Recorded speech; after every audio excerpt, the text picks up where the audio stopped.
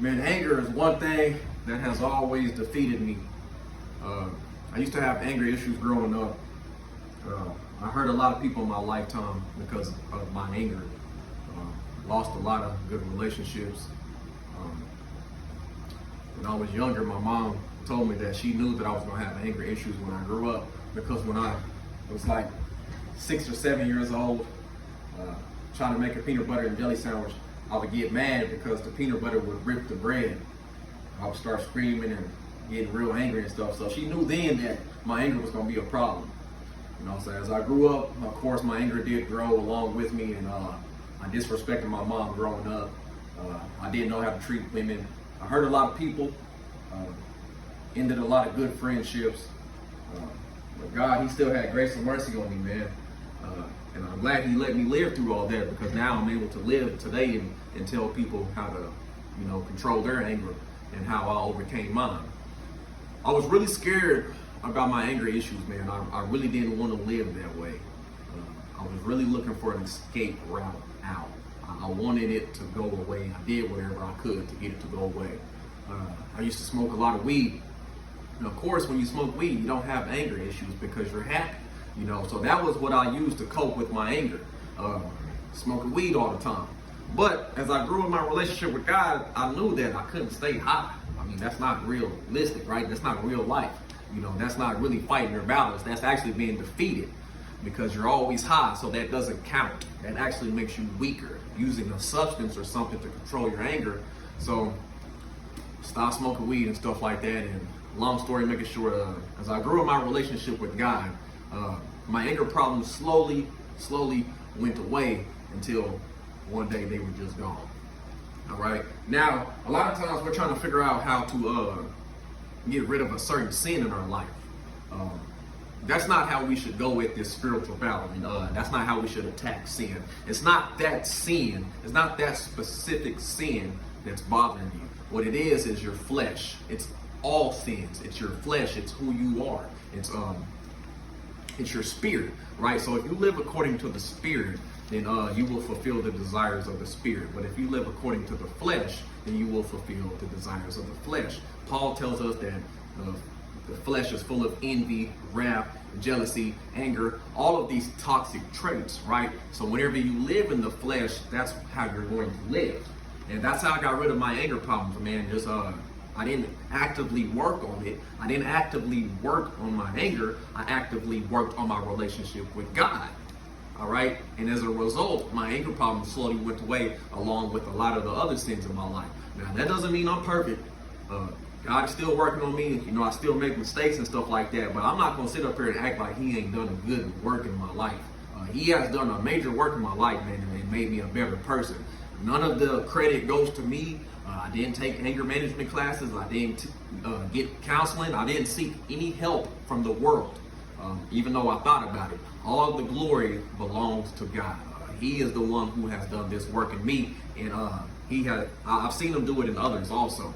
So I want to share this passage with y'all. Yeshua, who the world calls Jesus, in Matthew chapter 6, He says, "The lamp of the body is the eye. If therefore your eye is good, all your body shall be enlightened. But if your eye is evil, all your body shall be darkened. If then the light that is within you is darkness, how great is that darkness?" So what Yeshua is saying, He says the lamp of the body is the eye. If your eye is good, all your body shall be good. So that means that the lamp of the body is your eyes, what you see, what you expose yourself to, what you consume yourself with. So what that reminds me of is the entertainment that we consume ourselves with, the music that we listen to, the movies that we watch, everything that we do, man. All these activities, there are consequences for these activities. They either make you better or they separate you away from God. Nothing that we do in life is idle. Nothing. There are no gray areas in life. There is no balance, even though that's what the enemy wants you to believe. There is no such thing as an in-between.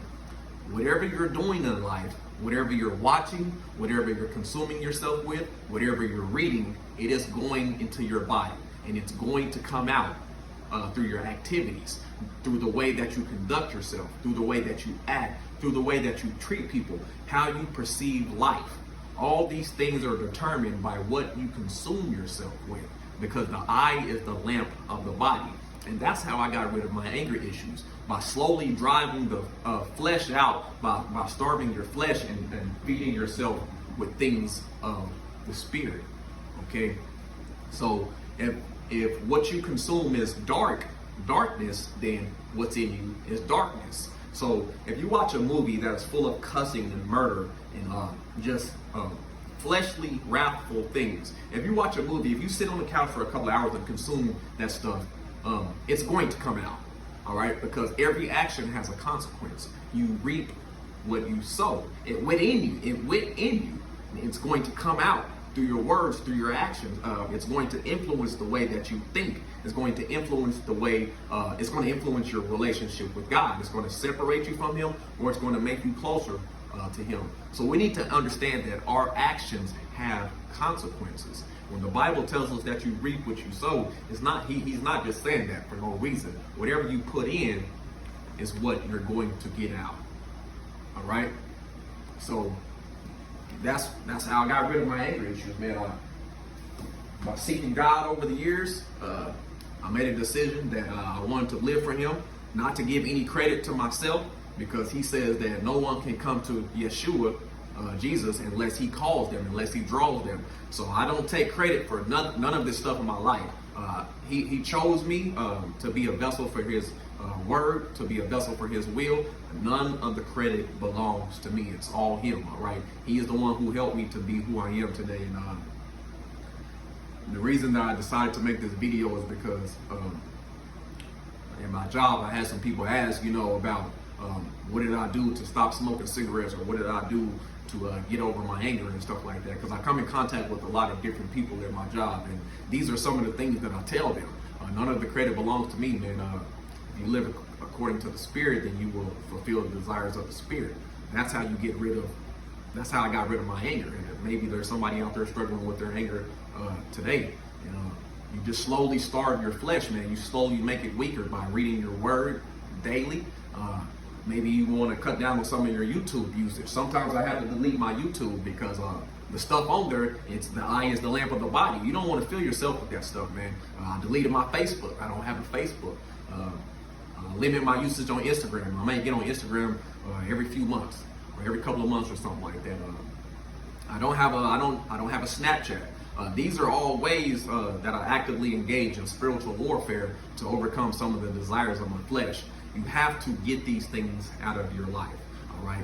Paul tells us to do not quench the Spirit of God. So what that means is do not make the Spirit of God weaker in you. Whenever you sin, it separates you from God. So right now, if I was to go back into, the anger is still in me. The flesh is still in me, because of course you see it right here. We're not fully 100% walking in the Spirit because we're still here on the earth. So if I was to fulfill the desires of the flesh and consume myself with movies and music and all this stuff and start drinking and smoking, my anger is coming right back. This is not something you just do once and it's gone forever. You have to actively engage in spiritual warfare until you die. This is an everyday battle.